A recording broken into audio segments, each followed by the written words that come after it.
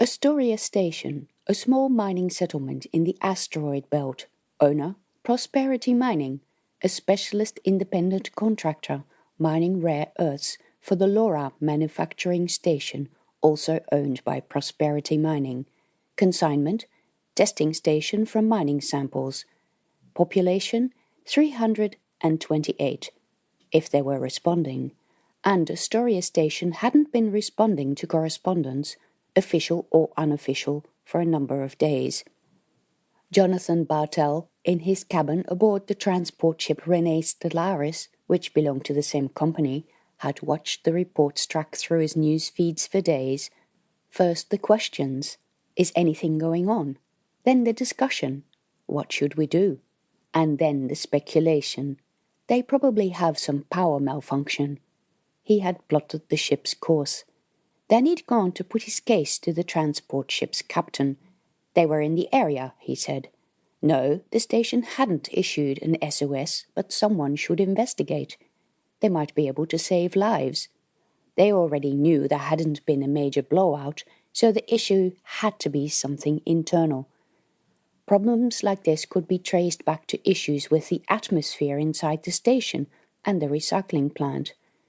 Jonathan was a specialist in recycling, something the company should know, because he and Gaby were en route to work on a joint venture between Prosperity Mining and the Space Corps. The captain wasn't happy, because it would mess up his schedule, he said, but space law dictated that when a vessel or station was in trouble, the nearby ships were obliged to render assistance. The Renee Stellaris was the closest vessel, and even if there hadn't been a call for help, there was clearly something wrong.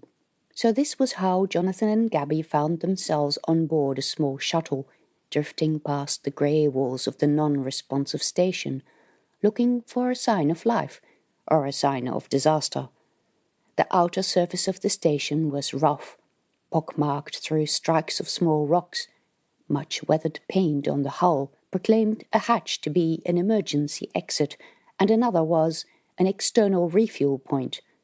"I'm still getting a response," the pilot said. Her name was Kenzie McLaren, fresh out of Flight Academy.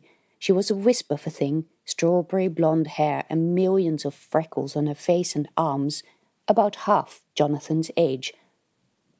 He was sure military pilots would have to be older to be given responsibility over a ship like this. The shuttle floated around to the docking area. The guide lights on the station's surface flicked on. "The docking system is connecting," Kenzie continued. "That's something at least," Gaby said. "It's also automated," Jonathan said, his voice dry. Gaby gave him a glance. "Yes, but be glad we don't have to do the spacewalk." And still she tried to smooth things over. She knew he wasn't happy with the company's apparent grip on procedures. They'd had a discussion about this last night.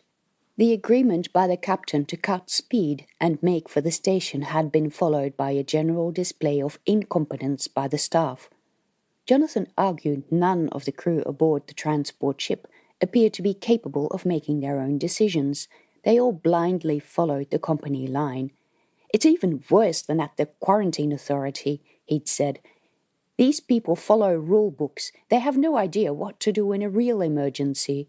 And now his and Gaby's lives were in the hands of one such person, Kenzie, who looked no older than someone who had just left high school. He could now see the docking area in the forward-facing screen. The docking lights were on, a bright beacon in the darkness on the shadow side of the station. The docking door was open, so that still worked too. Jonathan and Gaby both watched the projection screen intently, on the lookout for any signs of damage.